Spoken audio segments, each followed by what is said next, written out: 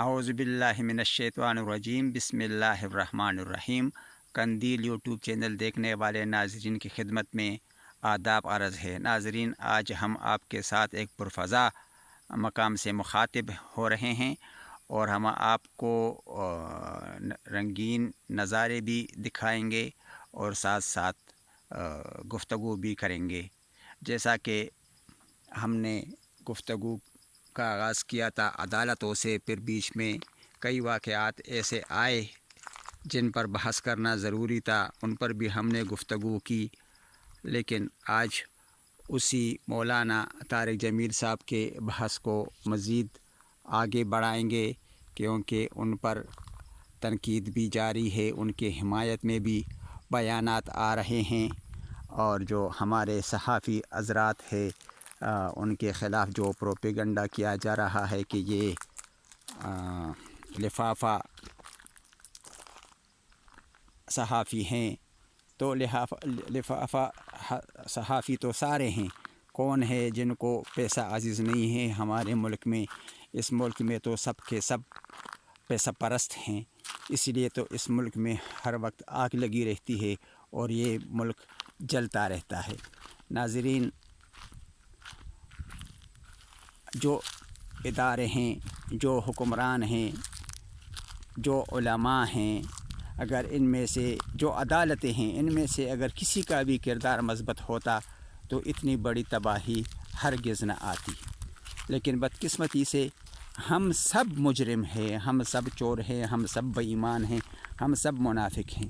مولانا طارق جمیل صاحب کی یہ سب باتیں درست ہیں جس پر وہ معافی کے خواستگار ہو گئے ہیں، حالانکہ ان کی باتیں سچی ہیں، یہ وہ بھی جانتے ہیں، یہ وہ بھی جانتے ہیں جو یہ باتیں سنتے ہیں، یہ وہ بھی جانتے ہیں جو ان باتوں کے خلاف اٹھ کھڑے ہوئے ہیں۔ یہ دیکھیے جناب، یہ ایک دور دراز دیہات ہیں، یہ روڈ دیکھیے، 3 سال سے میں اس روڈ پر آ جا رہا ہوں، یہ دیکھیے یہاں اتنی بارشیں ہوتی ہیں، بالکل صاف شفاف روڈ دیکھیے۔ آپ لوگوں نے موٹر وے پر کروڑوں روپے خرچ کیے اور قوم پر احسانات جتاتے ہو کہ ہم نے کروڑوں روپے خرچ کر کے آپ لوگوں کے لیے موٹر وے بنائے ہیں، لیکن اس پہ ان لوگوں نے کتنا کمایا؟ میں جانتا ہوں کہ ان میں کتنی بے ایمانیاں ہوئی ہیں۔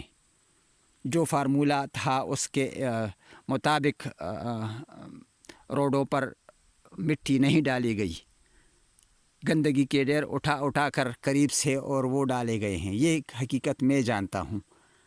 اچھا، اس کے علاوہ جو آپ لوگوں نے ایٹم بم بنایا، ایٹم بم آپ کا کیا کر سکا؟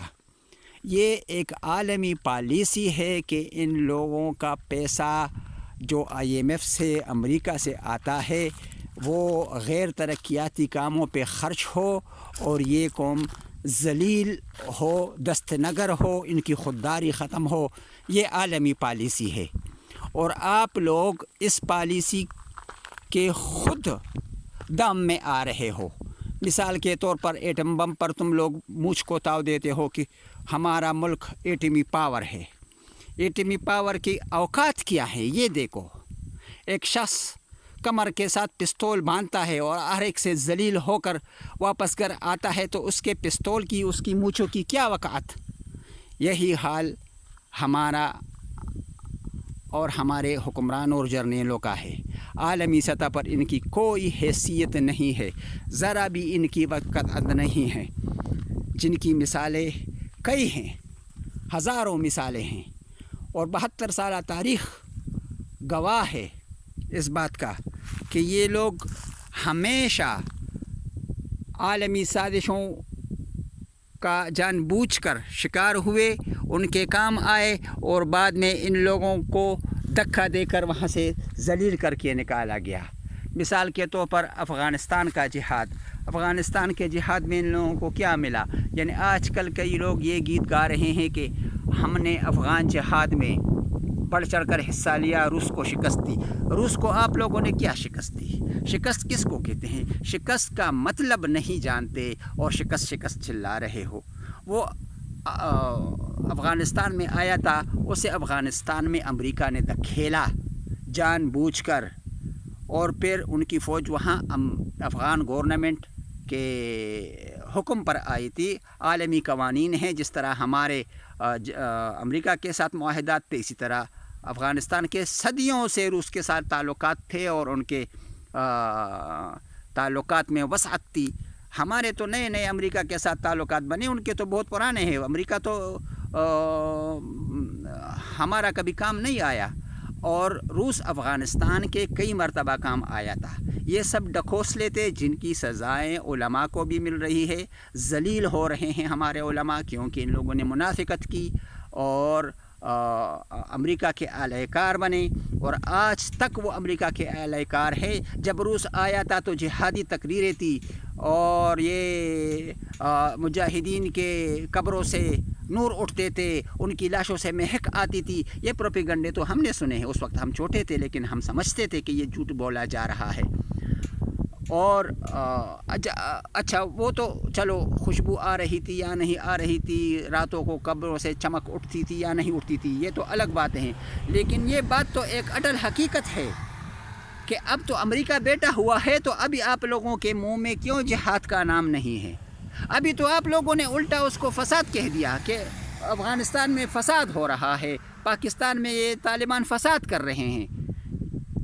یہ تو سامنے منافقت ہے. اس کو بھی اگر کوئی نہیں سمجھ رہا تو وہ اپنے لیے کہیں سے عقل خریدے، کہیں سے علم و دانش خریدے. یہ کوئی ڈکی چھپی بات ہے تو ابھی نہیں رہی. ناظرین، آج میں اس علاقے کی طرف آیا تھا تو چلو میں نے کہا آپ لوگوں کو سیر بھی کرا دوں اور چند باتیں بھی ہو جائیں. مہربانی کر کے چینل کو سبسکرائب کیجئے، شیئر کیجئے اور لائک بھی کریں مہربانی کر کے. ہم کوئی کاروبار نہیں کرنا چاہتے، لیکن صرف یہ ہے کہ یہ سچائی کا پیغام ہر جگہ پہنچا دینا چاہتے ہیں کہ جو کچھ ہمارے ساتھ ہو رہا ہے سب ہمارے اپنے کر رہے ہیں. دشمن نے تاریخ میں ہمیں کبھی بھی نقصان نہیں پہنچایا. ہمیں اگر نقصان پہنچایا ہے، اسلام کو اگر نقصان پہنچا ہے، تو خلافت عثمانیہ سے لے کر آج تک ہم نے ایک دوسرے کو نقصان پہنچایا. ہم اعلی کار بنے، ہمیں کبھی انگریز نے، کبھی کفار نے شکست نہیں دی ہے. اگر ہندوستان پر 800 سالہ انگریز نے حکمرانی بھی کی ہے تو صرف اور صرف ہمارے اپنوں کی کارستانیوں کی وجہ سے.